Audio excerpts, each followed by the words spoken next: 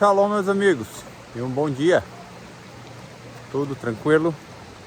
Estou aqui no Vale do Jequitinhonha nessa manhã e gostaria de deixar uma reflexão aqui no Vale do Jequitinhonha, onde trabalhei no ano de 2001, 2002 e nesse riacho que passa aqui atrás do vídeo, conhecido como Córrego do São João, uma faixa verde que, pelo menos até aqui, esse ponto da onde eu saí do Rio Jequitinhonha, que cruza ali a BR-116, na proximidade de Itaubim, é um cinturão verde onde todo o percurso de 16 quilômetros existe plantação de manga, de outras coisas, e o que me chamou muita atenção durante todo o percurso é exatamente essa imagem de um cinturão verde.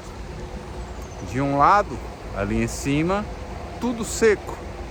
Se a gente for olhar, começa a secar logo poucos metros depois do córrego. Do outro lado, ali em cima também, tudo seco.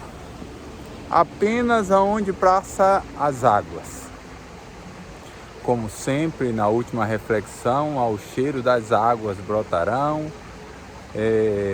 O que eu vinha refletindo e meditando é exatamente sobre um texto que está escrito no livro de Mateus, capítulo 11, versículo 28, que Jesus diz: "Vinde a mim todos que estão cansados e sobrecarregados, e eu vos aliviarei." Não adianta apenas saber que Jesus é o cara, que Jesus resolve toda a parada, saber que Jesus é o dono do milagre, dono do dom da vida, e ficar de longe olhando e pensando, cara, bem que eu podia ir até ele resolver o problema da minha vida. Só saber que Deus é Deus, só saber que Deus existe, isso não resolve nada na nossa vida. É a mesma coisa desse riacho. Saber que a água existe não muda, não mata a sede. As plantas que estão distantes, elas até sabem que tem água de alguma forma, de um lado e do outro. Mas apenas aquelas que estão à margem das águas, que estão conseguindo acessar a água que passa nesse córrego, que consegue vida. E eu gostaria de deixar uma reflexão a qual eu tenho sido ministrado também desde sexta-feira, do nosso amigo missionário Tiago, ali da Missão Nordeste, que trouxe uma reflexão no livro de João, Evangelho de João, capítulo 20, que narra a história ali após a morte de Jesus, e quando Maria Madalena ela foi ali no túmulo procurar e encontra o túmulo vazio. E quando a notícia chega, no verso 5 do capítulo 20, diz da seguinte maneira, que o apóstolo Pedro e um outro discípulo correram em direção para averiguar a situação, para conferir o que tinham ouvido. E no versículo 5 ainda diz que o discípulo que estava mais Pedro, não diz o nome dele, foi mais rápido do que Pedro. Ele correu na frente de Pedro, chegou primeiro do que Pedro. Mas quando chegou na porta do túmulo, ele olhou, se abaixou, mas não entrou. Mas no verso 6 diz o seguinte, que quando Pedro chegou, do jeito que ele chegou, ele baixou-se e entrou dentro do túmulo para conferir. O que eu quero trazer como meditação nessa manhã é sobre ousadia. É sobre coragem e determinação.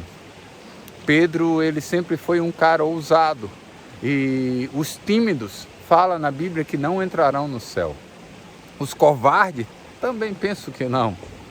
Mas Pedro, ele foi tão ousado que no meio dos 12, apenas ele andou sobre as águas. Quando Jesus caminhava por sobre as águas, enquanto todos estavam ali atormentados e Jesus falou que era ele, Pedro de imediato, ele disse: "Se és tu mesmo, Jesus, deixa eu ir ter contigo." E Jesus disse: "Vem, Pedro."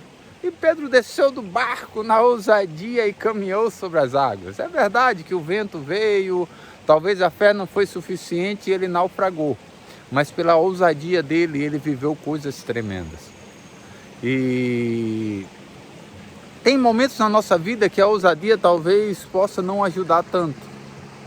Pedro teve um momento de ousadia que Jesus falando sobre a sua morte, e Pedro disse que seria o único que não ia negar. É verdade. Pedro acabou negando por 3 vezes antes que o galo cantasse.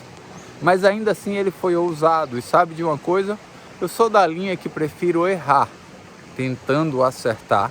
Eu prefiro errar por excesso, por tentar fazer aquilo que eu entendi que é Deus que está chamando, que é Deus que está pedindo, que é Deus que está mandando, do que errar por negligência, por covardia, por medo de viver novas experiências com o Senhor. Que você possa colocar a sua vida sobre o altar do Senhor, que você possa ser ousado, que você possa entender que sim, há solução para a sua vida.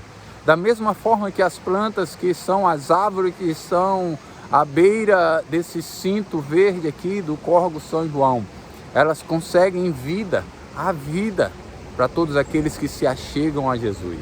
Jesus, ele não é homem para que minta, nem filho do homem para que volte atrás. E ele disse: vinde a mim todos que são cansados e sobrecarregados, e eu vos aliviarei. A questão é, você é ousado o suficiente para ir até ele, para ter coragem de talvez as pessoas ficarem olhando para você e dizer: olha lá, agora fez tudo que podia de errado e agora se achegou a Jesus.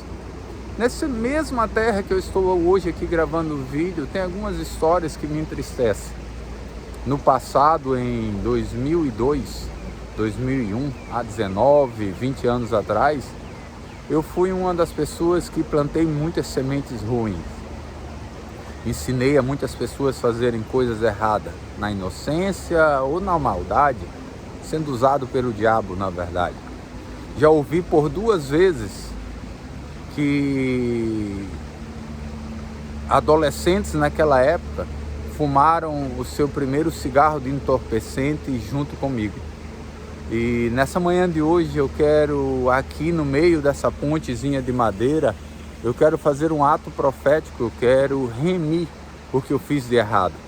Eu quero fazer uma oração, encorajando e trazendo ousadia para esses homens, talvez algumas meninas, mulheres hoje, a olharem para trás, esquecerem tudo o que passou e seguir adiante. Bater a poeira, se levantar e ir até Jesus.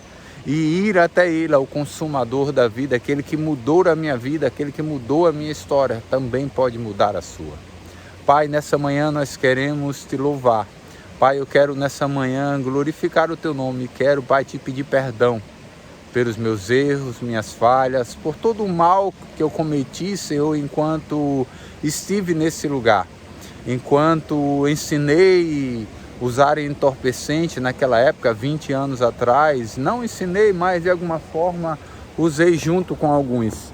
Quero, Pai, nessa manhã te rogar que o Senhor possa estar encorajando a esses homens, encorajando a essas mulheres a tomarem uma decisão, a irem até o rio das águas vivas, o rio que jorra para a vida eterna.